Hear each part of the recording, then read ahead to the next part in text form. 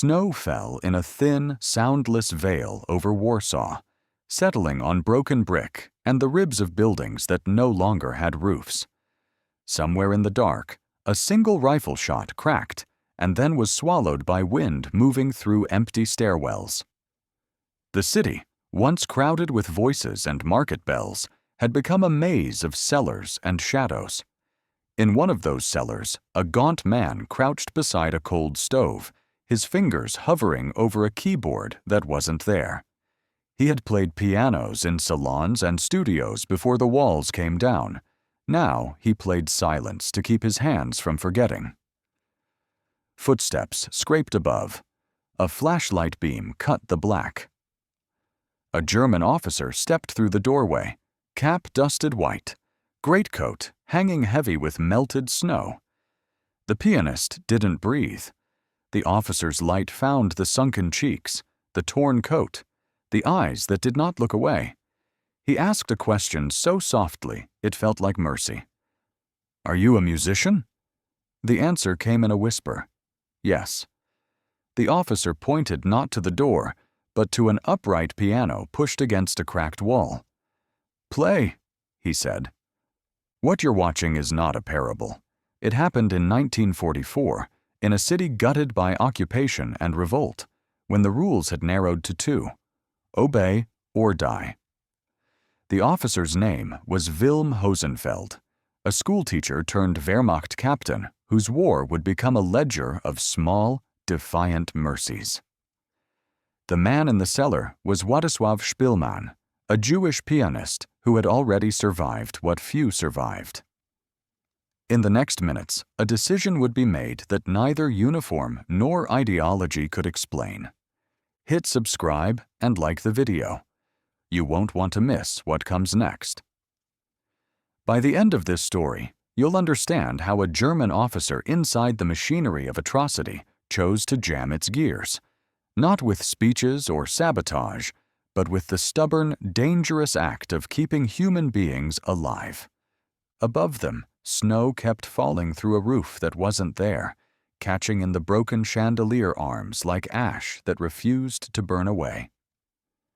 Szpilman's fingers found the keys.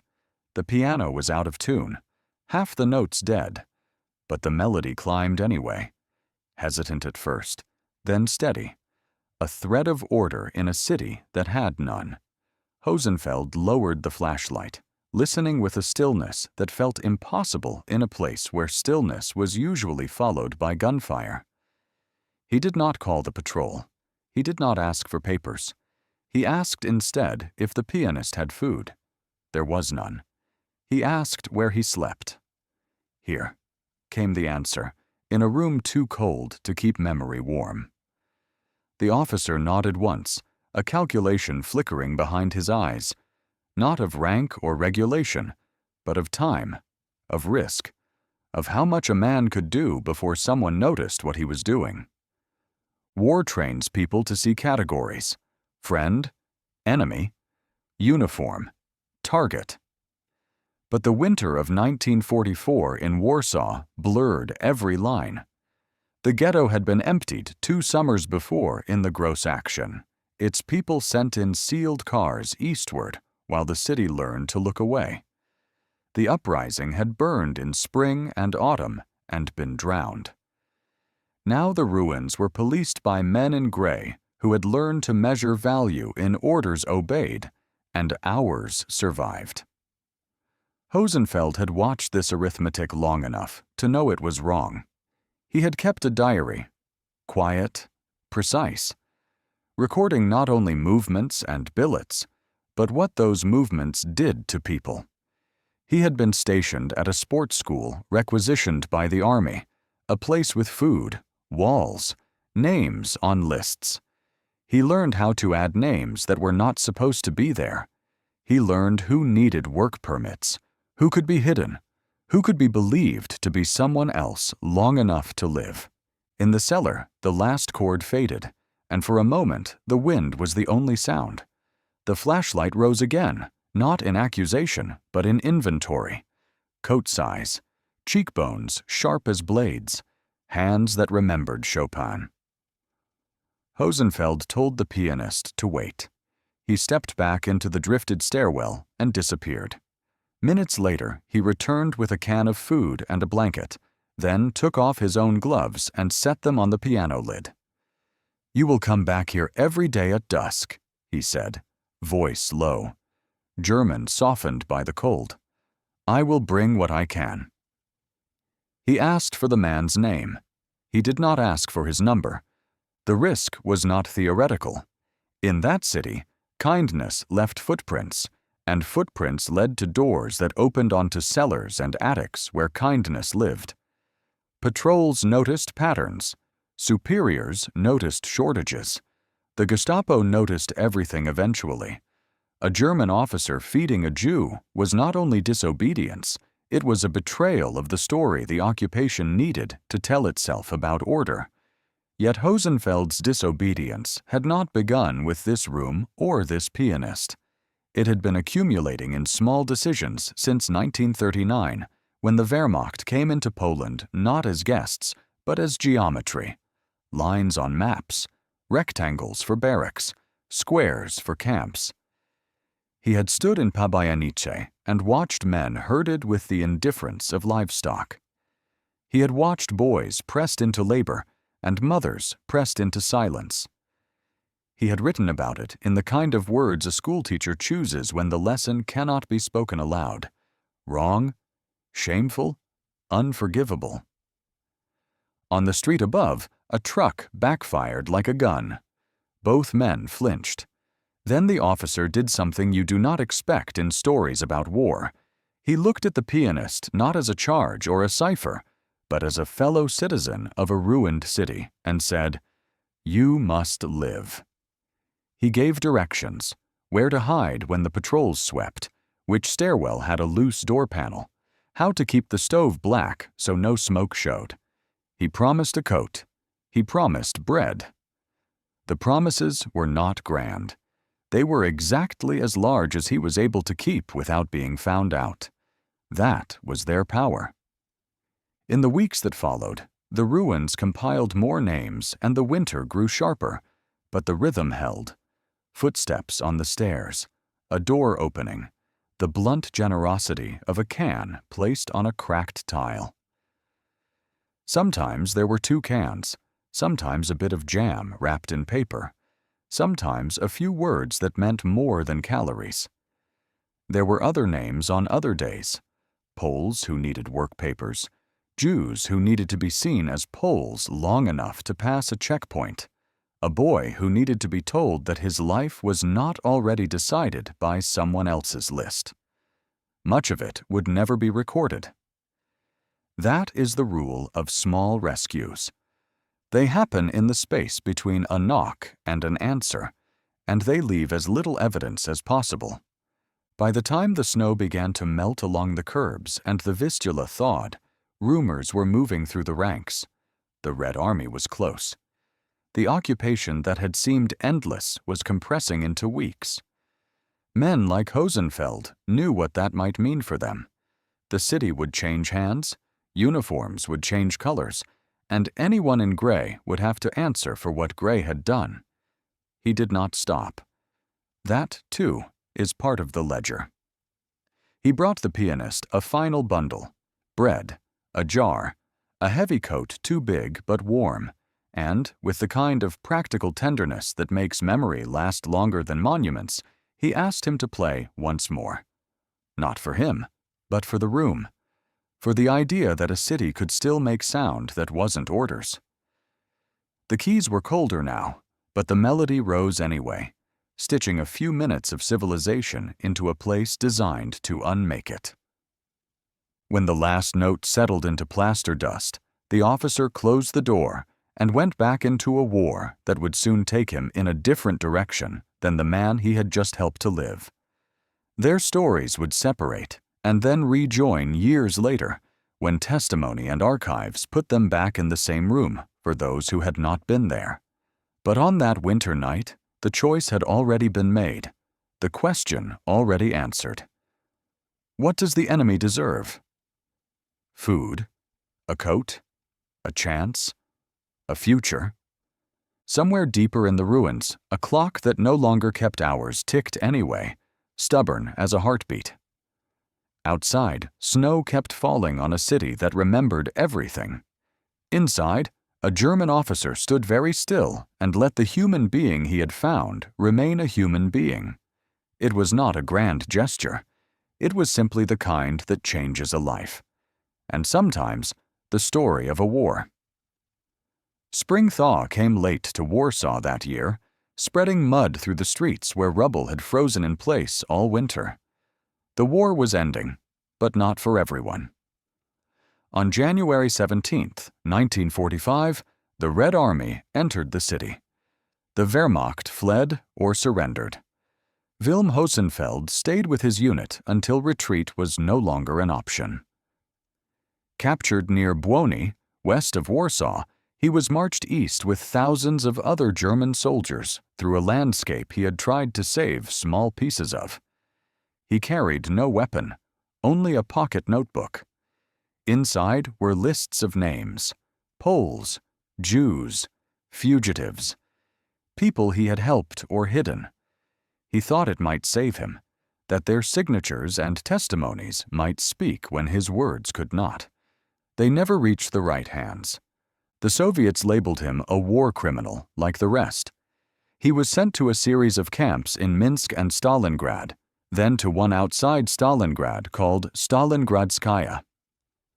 There he wrote home, letters filled with apologies and fragments of prayer, describing cold that turned skin to glass and food rations that could be counted in bites. His body weakened, but his handwriting stayed straight. In one letter, he mentioned Szpilman by name, hoping word might reach the pianist who had lived because of him. It did, years later. By the time Szpilman learned where his rescuer was held, Hosenfeld was already gone. In 1950, he had been sentenced to 25 years of hard labor, accused without evidence of participating in atrocities he had quietly resisted.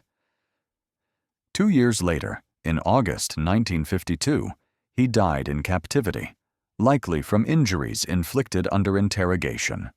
No trial, no marker, only a case file stamped verstorben in Sowjetischem Gewahrsam, deceased in Soviet custody. The irony was cruel. The man who had defied orders to save others vanished into the same machinery of accusation he had rejected. For decades, his name disappeared from German memory. His diary, smuggled out by a fellow prisoner, surfaced only in fragments during the 1960s. It wasn't until the 1990s, after the fall of the Iron Curtain, that researchers pieced the fragments together. Among them were entries written in small, careful script. "I am ashamed of what we have done to the Jews. I cannot believe that God will forgive us." When The Pianist was published in 1946, Szpilman described the mysterious German officer who had appeared in the ruins and saved his life. The officer remained unnamed in early editions. Only later, when archives opened, did scholars match the details. The name emerged: Wilhelm Adalbert Hosenfeld. By then, the man was beyond thanks, but his story wasn't. In 2009, Israel's Yad Vashem honored him posthumously as righteous among the nations. His surviving family attended the ceremony.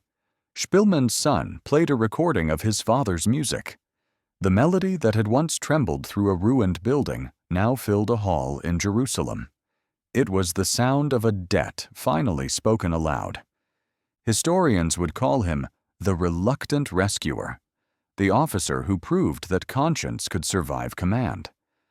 Soldiers studying the war would pause at his record, his letters, his diary, the testimony of those he saved, and ask the same question his life seemed to pose: how far can obedience go before it breaks the soul?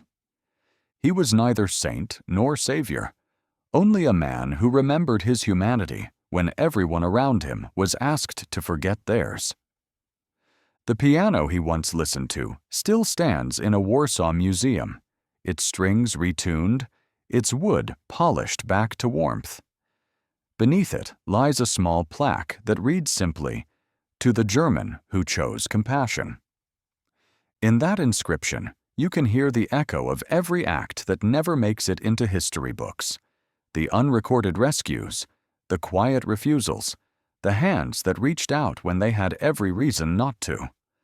Warsaw rebuilt itself around those absences. The ruins became streets again. Children walked past walls that once hid the living. And somewhere beneath that noise of life, in the quiet that follows every note, you can still hear the faint hum of an old upright piano and the memory of a man who stopped a death train, not with power, but with mercy. In post-war Germany, few spoke his name. The country had too many ghosts, and the line between guilt and grace was too fragile to touch. Wilm Hosenfeld became one of those unspoken figures, a soldier remembered not for what he fought for, but for what he refused to become. The archives labeled him a footnote. Survivors remembered him as a question. Was he proof that decency could survive in uniform, or an exception that proved how rare such decency was? The war had left millions of uniforms without names, but his story pressed through because a handful of lives carried it forward. Szpilman, who lived to see the world change around him, spoke of Hosenfeld not as a savior, but as a man who remembered. When asked why the German officer spared him, he said, "He saw a man, not an enemy." That sentence traveled further than any of them could have imagined. It became the cornerstone of how Hosenfeld would finally be understood, not through medals, but through recognition that conscience itself was an act of rebellion. In the late 20th century, as historians revisited personal diaries of Wehrmacht officers, Hosenfeld's entries stood apart. They weren't written to justify, they were written to witness. He described deportations in Pabianice and Warsaw with the tone of a teacher grading a lesson he knew the class had already failed. He wrote of his disgust at propaganda, of the despair that came from watching his students become soldiers, and of the guilt of standing by when orders silenced him. Yet every line circled back to the same resolve: I cannot undo what has been done, but I can choose what I do next. That choice defined the rest of his life. When he saw prisoners being herded through streets, he intervened quietly, altering documents, assigning fake jobs, moving names from one list to another. The work was invisible by design, yet its consequences were permanent. Years later, survivors would trace their survival back to a forged stamp or a misplaced file. Many never learned his name, only that a German officer had made a mistake in their favor. The price of such mercy was isolation. To his comrades he was cautious, distant, perhaps too gentle for war. To his superiors he was reliable but unambitious, a man who followed orders while somehow keeping his eyes open. Only those he helped ever saw the full picture, a man quietly peeling away the skin of obedience, one act at a time. When the Soviets captured him, they didn't see the rescuer. They saw another German in a gray coat. His diary, the one lifeline to his truth, disappeared into confiscated files. He became prisoner number 23,743, a statistic in a camp ledger, but within that number, letters continued to move, written in cramped script on scraps of paper, passed through other prisoners, sometimes delivered, sometimes not. Each one was an act of defiance against the silence that had consumed him. He wrote about the people he'd helped, hoping their names might save him. But his letters were never returned. They sat in Soviet archives until decades later, when historians found them and realized what they were: confessions without crime, apologies without audience. The rediscovery of those letters in the 1980s changed the narrative. Suddenly, The man behind the pianist's faceless German officer had a voice. Measured, moral, unbearably human. When Yad Vashem finally recognized him in 2009, his family received the certificate on his behalf. There were no fanfares, only silence, and then applause that felt more like a prayer. His story now stands among the rarest chapters of the war, not a tale of victory, but of decency surviving defeat. It reminds us that courage isn't only found on battlefields. Sometimes it's hidden in quiet rooms, in the act of disobedience that no one will ever see. At the Warsaw Sports Hall, where he once gave out forged work papers, a small plaque bears his name. The inscription reads in Polish and German. He chose conscience. No rank, no medals, just that. And if you walk those same streets today, where trams hum and students cross bridges rebuilt from ashes, you might pass the place where a teacher once defied an empire by doing what every lesson tells us is right, seeing another person's life as worth more than his own orders. It's not heroism. It's what heroism was supposed to mean. By the time the war was over, Warsaw had become a skeleton of a city. Streets that led nowhere, facades that opened into sky. The Red Army's entry brought liberation for some and retribution for others. For men like Wilm Hosenfeld, there was no clear line between the two. He had worn the uniform of the invader, even as he tried to live like a man who hadn't forgotten what right and wrong meant. When the Soviet patrols surrounded his unit, he didn't resist. There was nothing left to resist for. He believed that the truth would save him. It didn't. The Soviets viewed every German officer as an accomplice to atrocities. His diary and letters, which could have testified to his acts of mercy, were confiscated and sealed under bureaucracy. No one in the camp cared that he had rescued Jews. No one wanted to hear about a German who had done the opposite of what they expected. Inside the barbed wire of the camp at Stalingradskaya, hunger stripped away everything except what he already knew about himself. The men around him fought for crumbs, for boots, for a place near the stove. He fought to hold on to the idea that what he had done still mattered, even if no one would ever know. He wrote, "I am at peace with my fate, for I did not abandon what was human in me." It is strange how history works. The most brutal systems often forget their own exceptions.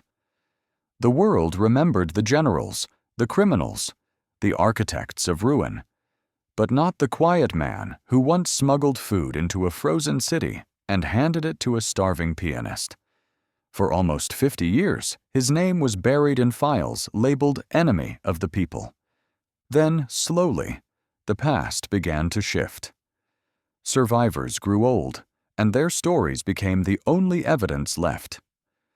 Władysław Szpilman lived long enough to tell his tale in interviews, in books, and on film. He made it clear that his survival was not luck. It was a choice made by one man who could have looked away.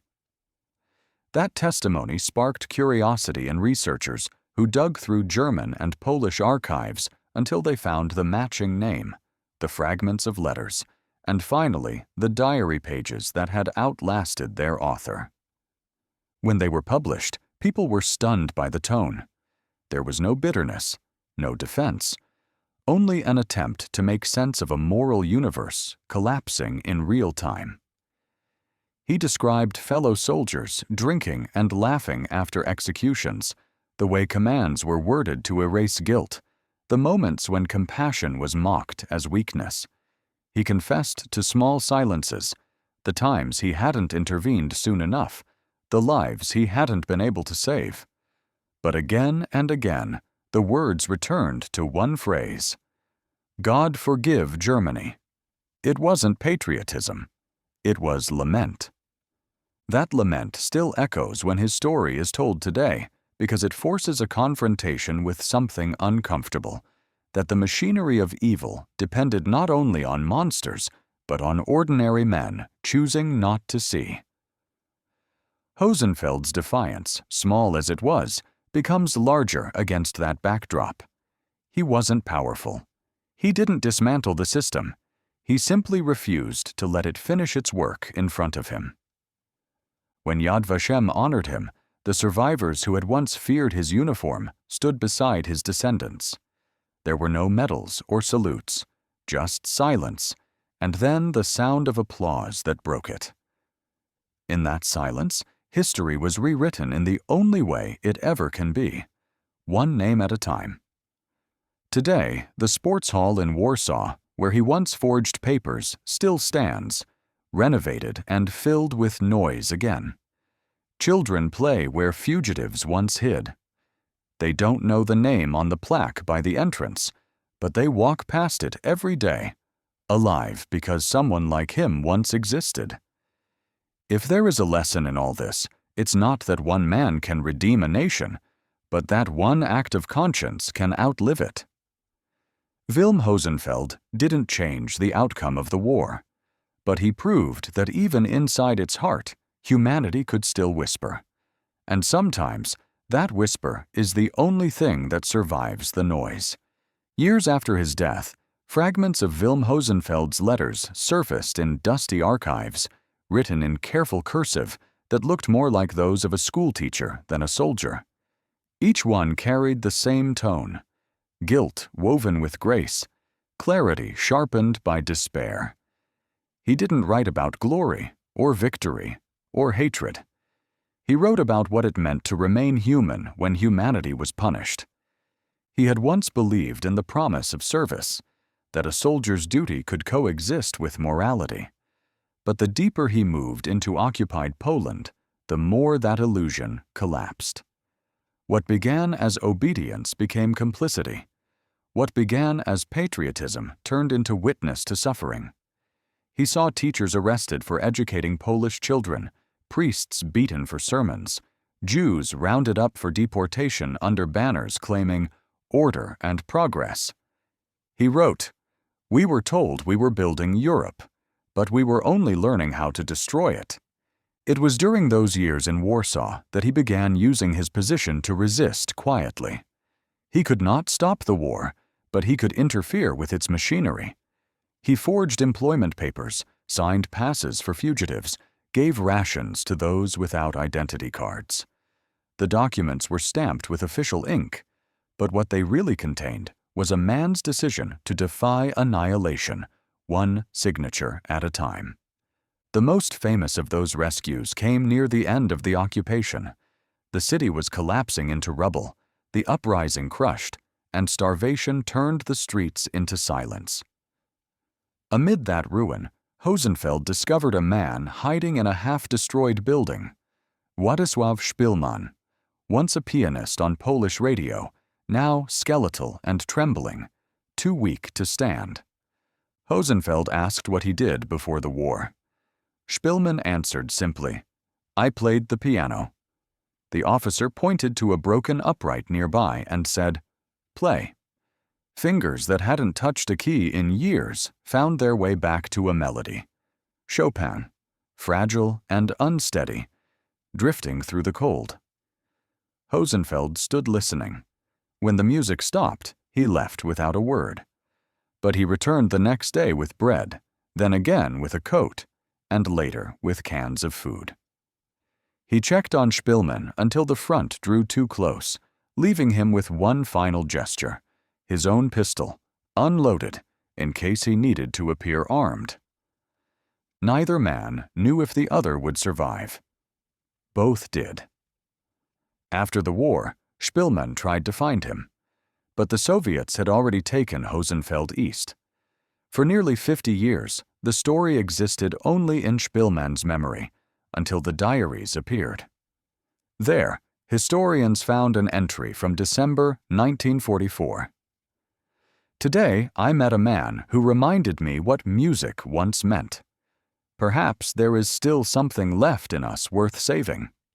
That line, written by a German officer while Warsaw still burned, became the heart of his legacy. It proved that resistance doesn't always look like rebellion. Sometimes it's a single refusal: to obey, to hate, to become what the world expects.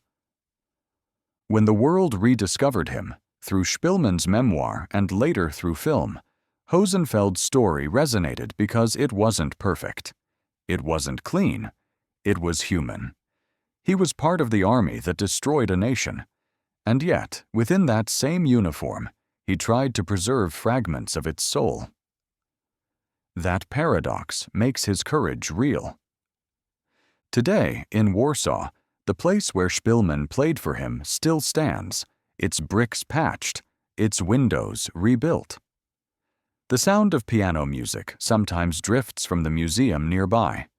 Visitors don't always know why it feels different there, only that it does. In the end, Hosenfeld left behind no family legacy, no descendants, no statues. Only the music of that night, still echoing through memory and history alike, a song not of triumph, but of recognition between two men who should have been enemies and weren't. He didn't win a war, but he won back the idea that even inside one, mercy could still exist. In the years that followed, the story of Wilhelm Hosenfeld drifted quietly between nations, resurfacing whenever the world needed proof that morality could survive catastrophe. His name appeared in Polish memorials, in Israeli archives, in German classrooms. Each time, it meant something slightly different. To Poles, he was the German who defied the occupation's brutality. To Israelis, he was one of the few who saw humanity in those the Reich condemned. To Germans, he was a mirror reflecting what so many had chosen not to see. But in truth, Hosenfeld's life doesn't fit easily into any category of heroism. He wasn't born a rebel, nor raised to defy his government. He entered the Wehrmacht as a believer, in his country, in its ideals, in the restoration of national pride after humiliation. He taught children about discipline, honor, and duty. Like many of his generation, he carried scars from the First World War, convinced that obedience could prevent chaos. What he could not have known was that obedience itself would become the source of chaos. That transformation, from loyal officer to reluctant resistor, happened slowly, page by page in his diary. He wrote of moments that disturbed him but went unnoticed by others: the deportation trains, the beatings in the street, the hunger that crept through the ghetto walls.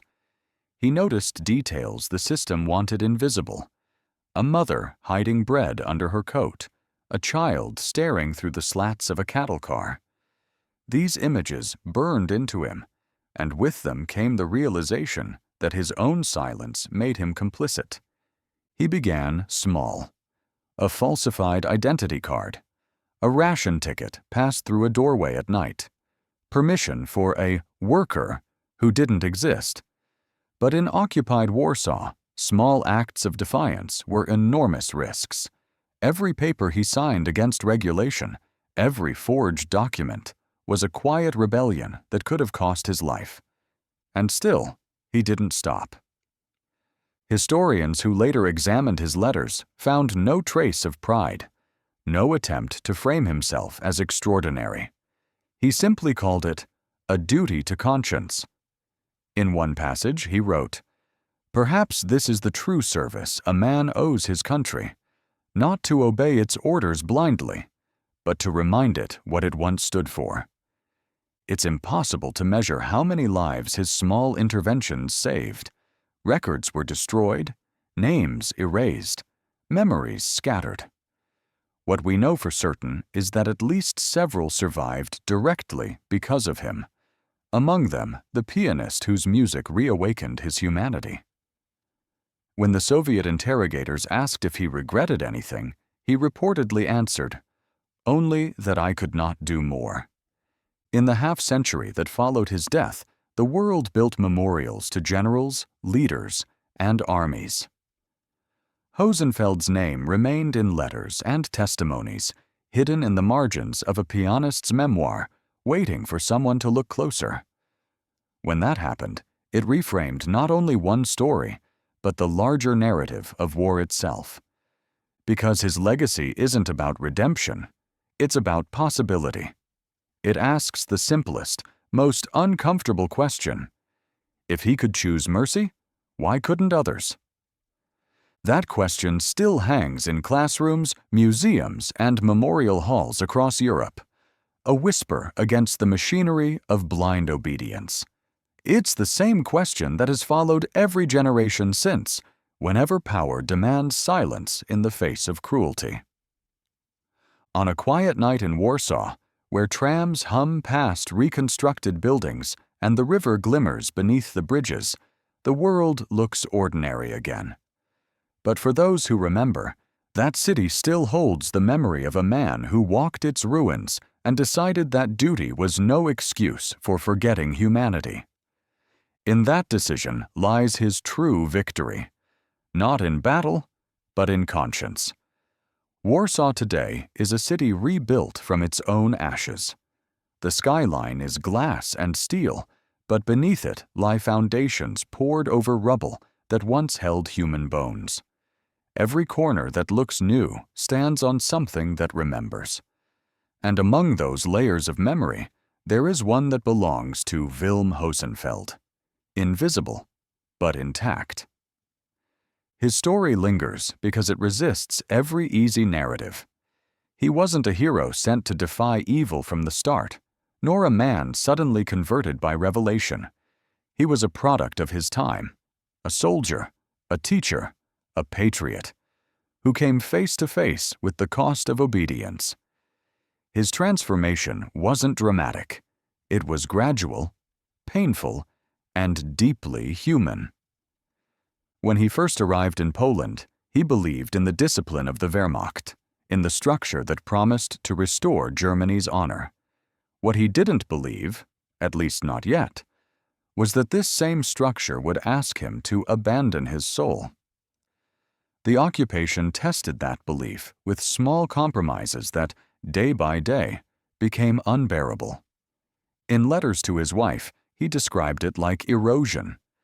At first, one closes an eye, then both, and one day, there is no sight left to lose. That realization didn't make him fearless. He was still cautious, still aware that discovery meant death. But it gave him purpose. He began documenting the things no one else dared to write down: deportation lists, executions, the machinery of annihilation. These pages, smuggled into his diary, became one of the most detailed eyewitness records of the Warsaw occupation written by a German officer. He knew he couldn't publish them. He didn't need to. He wrote for whoever would come after, to prove that not all of Germany had gone blind. It's difficult to overstate what that meant in those years. The Wehrmacht was not a safe space for dissent. Officers who questioned orders were reassigned, investigated, or quietly executed. The moral cost of resistance was isolation. Yet Hosenfeld endured it. The double life of a man fighting a war he no longer believed in. He still wore the uniform. He still followed some orders. But within that contradiction, he carved a small space of decency. Every forged paper, every extra ration, every warning whispered to someone about to be arrested. Those were his battles. After his capture, his notebooks vanished into Soviet archives, but one phrase survived in the memory of those who knew him. "I did what I could." That line, stripped of glory, became his epitaph. When his diaries were finally released decades later, they unsettled historians because they offered no comfort. They showed a man who participated in a system of evil, yet chose, within its boundaries, to do good. That moral dissonance is what makes his story endure. Wilhelm Hosenfeld doesn't represent redemption. He represents resistance, the kind that doesn't change the war, but changes the meaning of being human in one. Every generation rediscovers him differently. For some, He's the symbol of the good German, proof that morality could survive indoctrination. For others, he's a warning that decency loses its power when it remains isolated. Both views are true. Both are necessary. Because his legacy isn't just in who he saved, but in what he preserved. The evidence that conscience can exist even inside uniformity. That empathy can breathe even when surrounded by orders to suffocate it.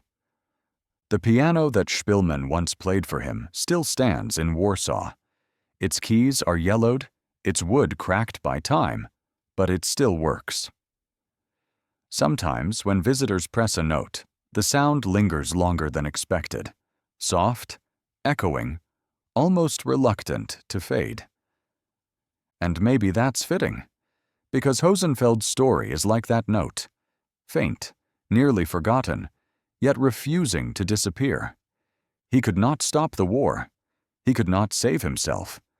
But for a few brief moments, in a world built on hatred, he remembered how to be human, and that memory still plays.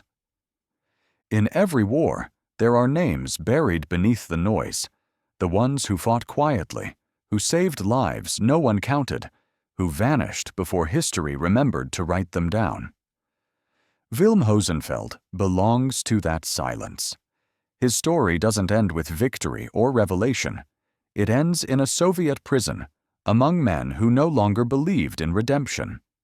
Yet what he left behind endures far beyond his death, not as legend, but as evidence that one man's decency can outlive an empire's cruelty.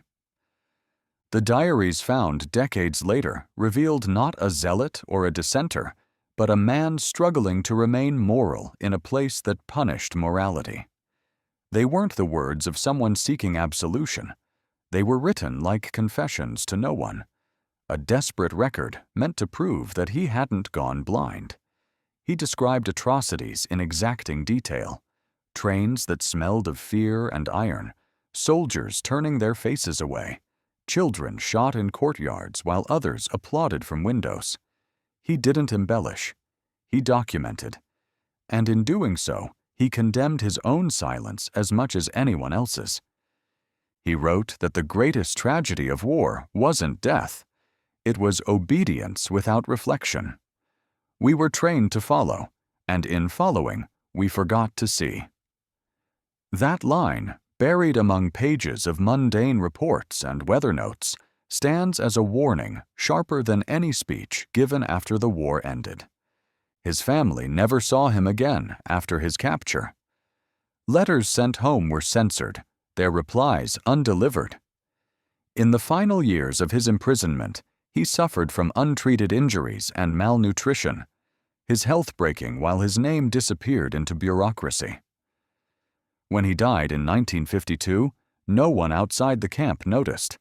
His grave was unmarked. His body likely lies beneath another name, or none at all. But the people he saved carried his memory. They spoke his name in living rooms, in classrooms, in quiet interviews decades later.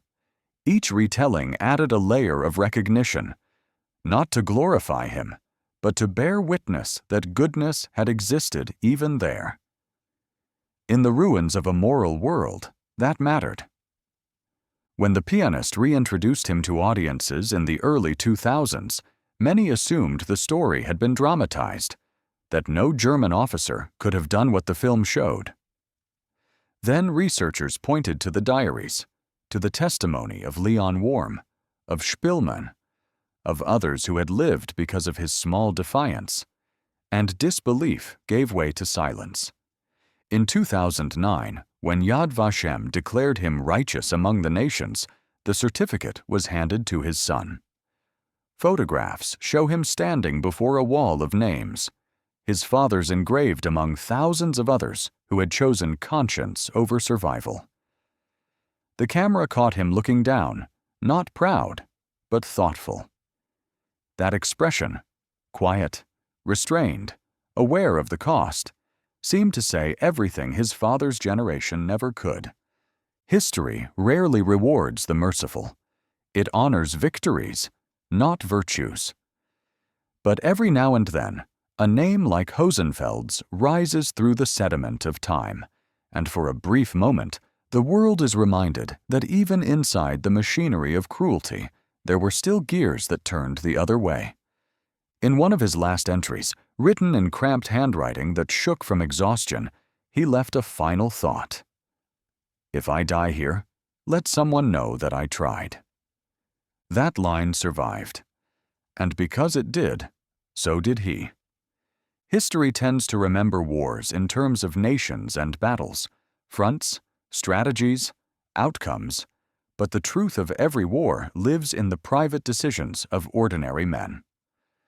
Wilhelm Hosenfeld's war was fought in notebooks, in whispered warnings, in the quiet act of refusing to look away.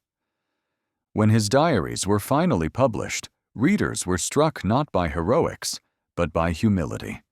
He never called himself brave. He never described what he did as resistance.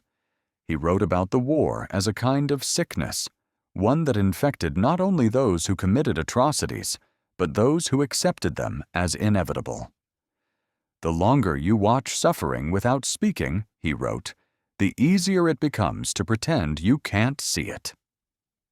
That realization haunted him, that blindness was contagious, and he had spent too long with his eyes half closed. His writings became an attempt to cure that blindness, line by line, even if no one ever read them. He described seeing the Warsaw ghetto in flames, the air filled with the sound of gunfire and prayers.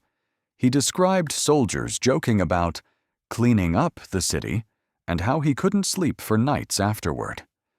He documented the names of officers who ordered executions, not out of vengeance, but so that one day someone might know who had done it. He believed record-keeping was its own form of justice, that the truth, written plainly, was stronger than propaganda.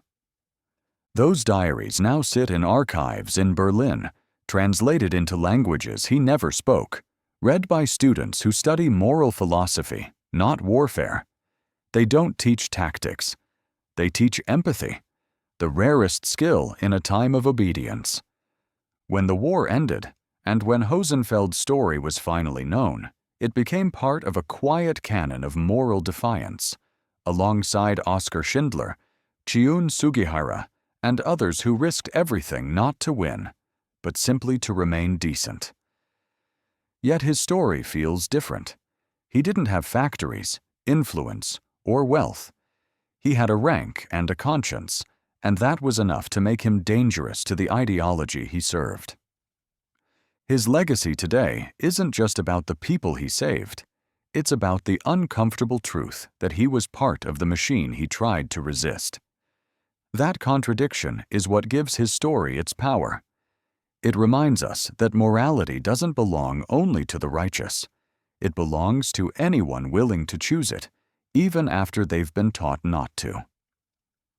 When visitors walk through the Yad Vashem Memorial, they see his name carved into the wall. Small letters, easy to overlook.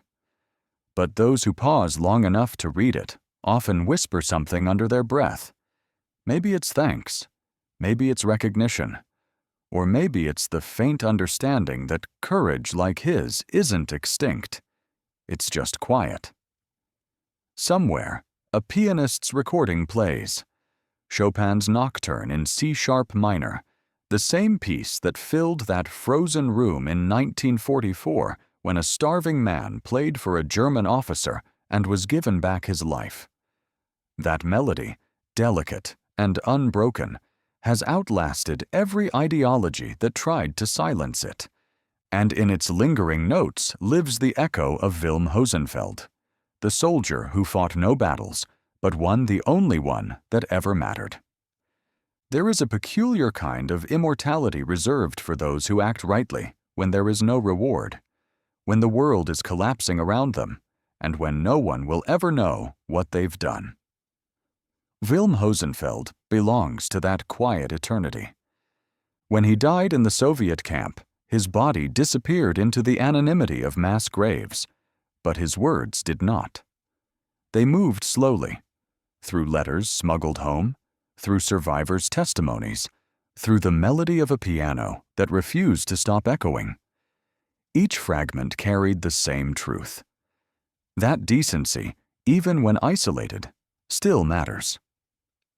In his diary, Hosenfeld once wrote that he feared the world would remember only the killers and the generals, that no one would care about those who simply refused. He underestimated the endurance of conscience. Decades later, when Szpilman's memoir, The Pianist, reached new audiences, and the film adaptations spread his story across the world, Hosenfeld's face, nameless for half a century, returned to history. Not as a villain, not even as a hero, but as a man. It is easy, from a distance, to speak of goodness as if it were a grand thing. Banners raised, speeches made, victories earned. But the truth is smaller. It's the sound of boots stopping in a ruined street. It's a soldier lowering his weapon. It's bread left on a piano. Wars are remembered for their destruction. Hosenfeld is remembered for his refusal to destroy. That distinction, subtle but immense, is what gives his story its power. The people he saved never built monuments to him. They lived their lives instead. They had children, made music, taught, grew old, and in doing so, became his legacy. Every life that continued because he acted carries his story forward, even without his name attached. When visitors stand before his plaque in Warsaw or his name at Yad Vashem, there are no flowers, no candles, just silence. But that silence is not emptiness. It's reverence. It's the same kind of silence that filled the air the night Szpilman played for him.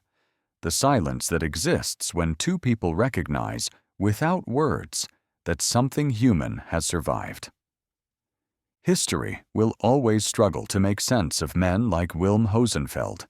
He was both participant and witness, sinner and savior, soldier and conscience. But perhaps that's the point.